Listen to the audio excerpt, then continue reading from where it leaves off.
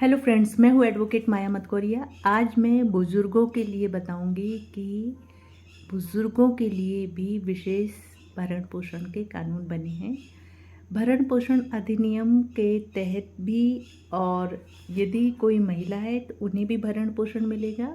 उनके साथ जैसे घरेलू हिंसा होती है, किसी भी उम्र की महिला हो तो उन्हें घरेलू हिंसा यदि उनके साथ हो रही है और वो साथ में नहीं रहते हैं तो उनको भरण पोषण मिलता है। इसी तरह बुज़ुर्गों को भी एक उम्र में आने के बाद उनके लिए भी भरण पोषण का प्रावधान है, जो कि हमारे वरिष्ठ माता पिता नागरिक भरण पोषण एवं इसका जो कानून का नाम है माता पिता एवं वरिष्ठ नागरिक भरण पोषण एवं कल्याण अधिनियम 2007 में ये अधिकार है कि प्रत्येक जो माता पिता है वो अपने बच्चों से भरण पोषण ले सकते हैं, बेटे से भरण पोषण ले सकते हैं, बेटा नहीं है तो बेटी से भरण पोषण ले सकते हैं। क्यों? क्योंकि यदि उनकी संपत्ति के वारिस उनके बेटा या बेटी हैं तो बुजुर्ग अवस्था में उनकी जो देख रेख कर रहा है, उनकी जो उन संपत्ति में जिनको वारिस बनाया है वो भरण पोषण देने का उनका दायित्व है। और बुज़ुर्गों को सम्मान सहित उनकी देखरेख करें, उनका खाना पीना, रहना, दवाई और आदि इत्यादि जो उनकी बेसिक सुविधाओं की चीज़ें हैं उनको ध्यान रखना बहुत ज़रूरी है। कई तरह का मामला मेरे पास आते हैं। आज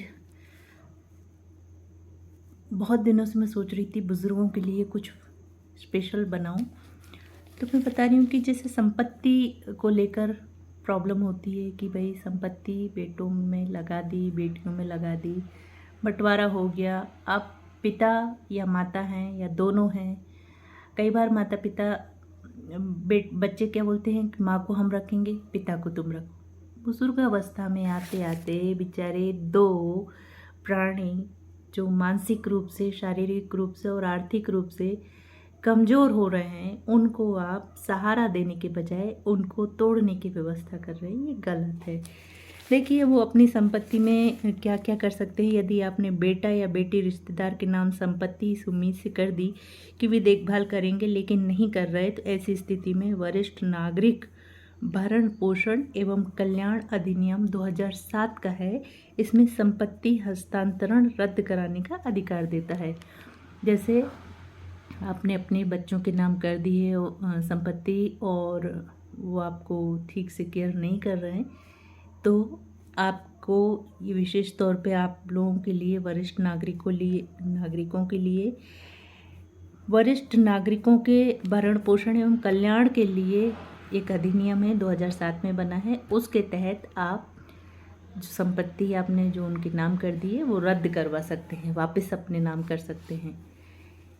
क्योंकि जब वृद्धावस्था में आपको इस तरह परेशानी हो रही है, जो आपके बच्चे हैं, जो आपके वारिस हैं, या किन्हीं के बच्चे नहीं रहते, वो अपने रिश्तेदारों के बच्चों के नाम कर देते हैं कि भाई हमें वृद्धावस्था में ये सम्मान से रखेंगे, अच्छी देख रेख करेंगे, और वो लोग नहीं देख रेख करते, तो ये अधिनियम अधिकार देता है बुज़ुर्गों को कि आप अपनी संपत्ति जिनको दे दिए, दान नहीं, जिनके नाम करा दिए, तो वो नामांतरण रद्द करवा सकते हैं। अब क्या होती है इसमें, जिले के वरिष्ठ नागरिक ट्रिब्यूनल या संबंधित प्राधिकरण में आवेदन दें। आप उपेक्षा, देखभाल न मिलने या दुर्व्यवहार के प्रमाण पत्र प्रस्तुत करें। गिफ्ट डीड होने के बाद भी आप संतान या वारिस से संपत्ति वापस ले सकते हैं। अगर बेटा नहीं है तो किससे भरण पोषण मांगें? अगर आप बुढ़ापे में अपना खर्च चलाने में समर्थ नहीं हैं तो अधिनियम 2007 अधिकार देता है कि आप केवल अपने समर्थ बेटे से ही नहीं बल्कि अपनी बेटी या संबंधित कानूनी वारिस से भरण पोषण की मांग कर सकते हैं। क्या करें? आप अपने जिला स्तर के मेंटेनेंस ट्रिब्यूनल में आवेदन दे सकते हैं। इसमें सभी जिम्मेदार संतान या संबंधित वारिसों का विवरण दें। आपके जो रिश्तेदार हैं उनका भी आप विवरण दे सकते हैं। यदि बच्चे नहीं हैं तो और आपके पास संपत्ति नहीं भी है तो भी आप अपने रिश्तेदारों का नाम दे सकते हैं कि हमने एक समय पे उन लोगों को बहुत किया और हमारी स्थिति ऐसी हो गई है, अब उनको 2 रोटी तो देना चाहिए, कम से कम देखभाल करना चाहिए बुज़ुर्ग अवस्था में, तो आप उनके नाम भी दे सकते हैं। ट्रिब्यूनल परिस्थिति के अनुसार संतान वारिश की जिम्मेदारी तय कर सकता है। अब क्या होता है, आवेदन करने में असहाय हैं तो मदद कैसे मिलेगी आपको? यदि अकेले रहने वाले या शारीरिक रूप से कमज़ोर बुजुर्ग स्वयं अपने अधिकारों को लागू नहीं करा पा रहे हों तो उनकी ओर से अधिकृत संगठन या अन्य व्यक्ति कानूनी मदद के लिए पहल कर सकते हैं। अधिनियम यह अधिकार देता है। क्या करें? मदद के लिए वरिष्ठ नागरिक संगठन या भरोसेमंद सामाजिक संस्था की मदद ले सकते हैं। जिला समाज कल्याण विभाग से संपर्क करें। लिखित आवेदन के साथ प्रतिनिधि नियुक्त किया जा सकता है। देखिए, ये तो बहुत सारे ये डॉक्यूमेंट में इस तरह का लिखा है, ऐसा होना चाहिए, वैसा होना चाहिए, सब कुछ होना चाहिए। आज ही मैं एक न्यूज़ देख रही थी जिसमें एक 80 वर्ष से ज़्यादा के बुज़ुर्ग वृद्धाश्रम में जब वो शांत हो गए तो उनका बेटा विदेश में रह रहा था, बेटी भी बाहर है, उन लोगों ने आना भी मुनासिब नहीं समझा, आए भी नहीं। 80 बरस के वो बुज़ुर्ग बहुत सम्मानित साहित्यकार थे, पद्मश्री अवार्ड, पद्म पुरस्कार मिला हुआ था उन्हें, और 80 करोड़ से ज़्यादा की उनकी संपत्ति थी जो उन्होंने बच्चों के नाम कर दी थी। बाद में उन बच्चों ने क्या किया कि उनको वृद्धाश्रम छोड़ दिया, और जब वो अंतिम सांस ली तो उनके कोई अपने सगे नहीं थे। वृद्धावस्था बहुत दयनीय हो जाती है। वृद्धावस्था हम सबकी आनी है। ये मत सोचो कि आज हम वृद्धों को देखकर अनदेखा करते हैं, या हमारे घर में, परिवार में, रिश्ते में, या दूर का भी कोई है, अगर आप सक्षम हो, जैसे भी हो सके मदद करो। और क्योंकि वृद्धावस्था हमारा भविष्य है, अगर हम उस उम्र तक जी पाए तो न जाने क्या होगा हम लोगों का भी, कि हमारी खुद की संतान, हमारे बच्चे, हमारे नाते रिश्तेदार, अगर हमारे पास संपत्ति है तो भी एक उम्र के बाद प्रताड़ना झेलनी पड़ती है। इसलिए अगर आप बुज़ुर्गों की देखभाल नहीं कर रहे, अपनी जिम्मेदारी नहीं संभाल रहे, तो यही आप लोगों को भी झेलना पड़ेगा। अभी तो बहुत सी सामाजिक संस्थाएं हैं, बहुत सारे अच्छे लोग भी हैं जो अपनी जिम्मेदारी को अच्छे से निभा रहे हैं, और वृद्धावस्था में उनकी वृद्धाश्रम में भी अच्छी देखभाल मिल जा रही है। आने वाले समय में तो ये भी मुश्किल है, पैसा धरा का धरा रह जाएगा, कोई आपको देखने वाला भी नहीं होगा। कहने का तात्पर्य ये है कि अगर हम अभी थोड़े चल फिर रहे हैं, हमारा भी बुजुर्ग अवस्था आएगी, और अभी जो बुज़ुर्ग हैं, जो थोड़े सक्षम हैं चलने फिरने में, अगर उनके बच्चे उन्हें ठीक से केयर नहीं कर रहे तो आप अपनी संपत्ति वापस ले सकते हैं।